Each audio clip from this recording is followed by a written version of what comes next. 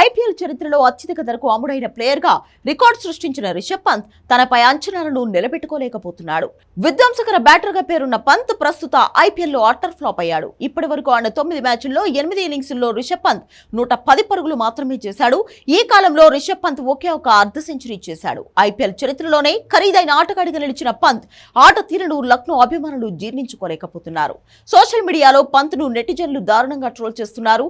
IPL చరిత్రలో ఇంత చెత్త ప్రదర్శనను చూడలేదంటూ నెటిజన్లు పోస్టులు చేస్తున్నారు.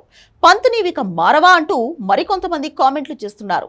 మెగా వేలంలో 27 కోట్ల భారీ ధరకు లక్నో కొనుగోలు చేసింది. కానీ ధరకు తగ్గ న్యాయం పంత్ చేయలేకపోతున్నాడు. లక్నో ఓనర్ సంజీవ్ గోయంక పంత్ కోసం వెచ్చించిన 27 కోట్లు వృధా అయినట్టేనని కామెంట్స్ వినిపిస్తున్నాయి. పంత్ ఇప్పటి వరకు చేసిన 110 పరుగులు, అతనిపై వెచ్చించిన 27 కోట్లను పరిగణనలోకి తీసుకుంటే పరుగుకు 24.5 లక్షలు తీసుకున్నట్లు ఫన్నీ కామెంట్స్ వస్తున్నాయి. అటు బ్యాటర్ గానే కాకుండా కెప్టెన్ గాను పంత్ విఫలమవుతున్నాడు. కీలక సమయంలో కెప్టెన్సీని సరిగ్గా హ్యాండిల్ చేయలేకపోతున్నాడు. లక్నో ఓటముల్లో కొన్నింటికి పంత్ పేలవ కెప్టెన్సీనే కారణమన్న అభిప్రాయమూ ఉంది. అసలే పేలవ బ్యాటింగ్ తో విమర్శలు ఎదుర్కొంటున్న పంత్ కు బీసీసీఐ కూడా షాక్ ఇచ్చింది. స్లో ఓవర్ రేట్ కారణంగా రెండోసారి జరిమానా విధించింది.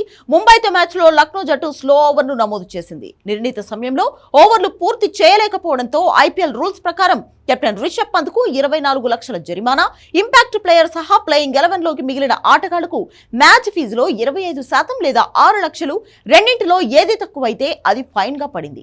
ఈ సీజన్లో Lucknow super Giants slow over rate ను నమోదు చేయడం ఇది రెండోసారి. తొలిసారి ఈ తప్పిదానికి పంత్ కు 12 లక్షల జరిమానా పడింది. ముంబై ఇండియన్స్ చేతిలో 54 పరుగుల తేడాతో లక్నో ఓటమి పాలైంది. 216 పరుగుల లక్ష్యంతో బరిలోకి దిగిన లక్నో సూపర్ జైంట్స్ నిర్ణీత 20 ఓవర్లలో 161 పరుగులకు ఆలౌట్ అయింది.